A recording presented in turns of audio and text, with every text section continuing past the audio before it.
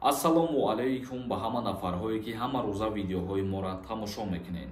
Оиди утилизатсия ва нарху навош гап мезанем. Хоб, мавзӯи асосии имрӯзара шурӯъ мекунем.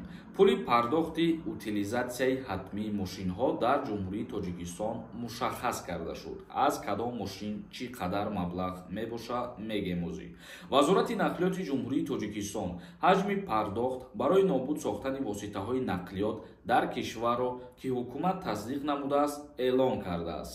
Андозаи пардохти ҳатмӣ барои нобуд сохтани худравҳо аз навъи он вобаста буда аз 360 то 2880 сомониро дар бар мегирад. Яъне ҳар як мошине ки утилизатсия карда мешавад, нарху навош шурӯъ мешавад аз 360 сомон. Гуфта мешавад ки ба иттилооти вазорати нақлиёт ҳаҷми ин пардохти ҳатмӣ барои соҳибони мототсикл 360 сомон мебошад.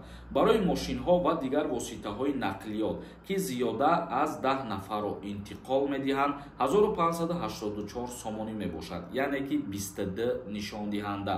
Мошинҳои сабукрав то мошинҳое ки 10 нафар мусофир мекунанд дар дохили худшон то намёб 1584 сомон мебошад.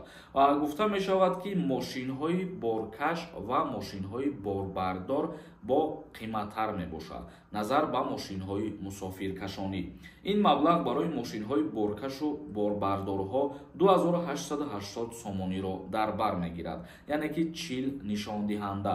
Ҳар як нишондиҳанда дар ҷумҳурии Тоҷикистон баробар ба 72 сомон мебошад. Гуфта мешавад ки бар асоси тағйирот ба қонунгузорӣ ки охири соли 2023 қабул гардид, пардохт аз ҷониби бозрасии давлатии автомобилӣ ҳангоми ба қайди давлатӣ гузоштани воситаҳои нақлиёт пас аз барасмиятдарории гумрукӣ ва ҳангоми гузаронидани муоинаи ҳатмии давлатии техникӣ ситонида мешавад. Яъне ки ҳар як мошине ки нав вориди ҷумҳурии Тоҷикистон мешавад, баъди гузаштан аз гумрук ё дар ҳолате ки шумо мисол ба гаи мерено ҳуҷҷатҳои мошини худтона тайёр карданӣ мешавед, дар ана ҳамин ҳолат пули утилизатсия супорида мешавад.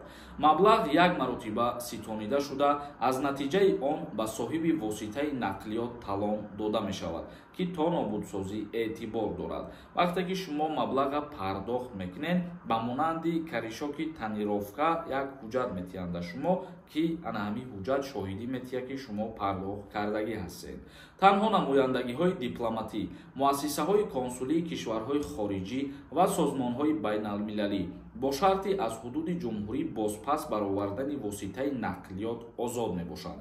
ҳамин касое ки мо номбар кардем аз пардохт кардани пули утилизатсия озод мебошанд ва нафарҳое ки мисол аз дигар давлатҳорам ҳамчун меҳмон меоянд, мисол мегирем ягонтаи шумо аз Федератсияи Русия ба ҷумҳурии Тоҷикистон ба мошини худтон ба меҳмонӣ меоед, ана ҳамин гуна нафарҳорам аз супоридани пули утилизатсия озод мебошанд. хоб, тамошобинони азизу гиромӣ қадр, дар ин мавзӯъ ҳамин қадар информатсия дастрас кардем ва ба маълумоти шумо хостем ки бирасонем. Тамошобинони азизу гиромӣ қадр, барномаи имрӯзара ҷамъбаст мекунем. То видеоҳои оянда, худованд ҳамаи мо шуморо нигаҳбон бошад.